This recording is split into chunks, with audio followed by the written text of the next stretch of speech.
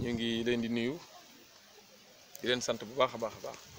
C'est vrai que tey ñëw naa gannaaw ba ñu génnee ci benn marathon électoral bu xawoon a chargé tey ñëw naa nag accomplir nos droits civiques m'acquitter d'une obligation civique et politique. Voté na ñëw naa defaguma nag le tour des centres parce que fii laay voté dama ni fii laay njëkkee su ma paree dinaa def centre bu nekk xool nu mu fa demee ak yooyu même bu fekkee ñu ngi may commencé woo di ma wax ni am na yenn problème yu am waaye nag ñu ngi waxtaan avec les présidents des centres de vote et les présidents des bureaux de vote ainsi que les représentants de la SEDA ñu jël ci ay matuwaay te yaakaar naa incha allah dinañ ci jël ay matuwaay pour que lépp am ci jàmm am ci dal comme ça bu ngoonee résultat yi ñu mën kaa génn waa Mbour li ñu dogal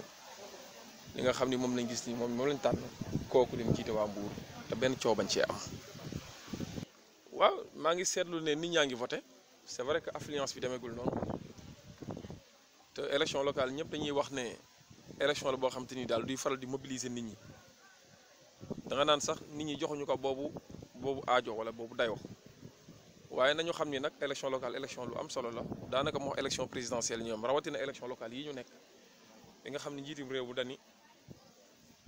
candidature am pour un troisième mandat wala volonté pour une troisième candidature mu ngi dépendre ci élection résultat élection locale yi kon élection yi kenn waru ko xeeb daanaka premier tour 2024 mooy joué wu te loolu nag sénégalais yi nag war nañ ciy jóg jël ci seen responsabilité ñu xool ba xam ndax seen taxawaay wóyal la li fi nekk la wala indi rupture indi changement léegi nag nit ñaa ngi ñëw nànk mais xoolee bi ma seetloo li fi nekk daanaka daan na ëpp lii waaye ñu ngi ñaan rek nit ñi nañ génn nañ ñëw voté ci massivement fii ci Mbour comme feneen fudul Mbour ñu ngi leen di ñaan ñu génne massivement parce que taux de participation bi je pense que dañ ko c'est un pari qu'on doit relever c'est un défi qu'on doit relever donc taux de participation am solo rawatina nag jeunesse bi jamono ji jeunesse bi nee nañ ñoo aye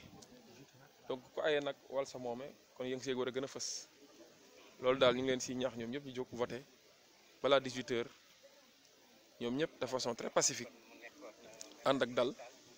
ñu ñëw voté lépp am ci jàmm waa Mbour am nga xam ne moom lañ tànn comme maire pour mu jiite leen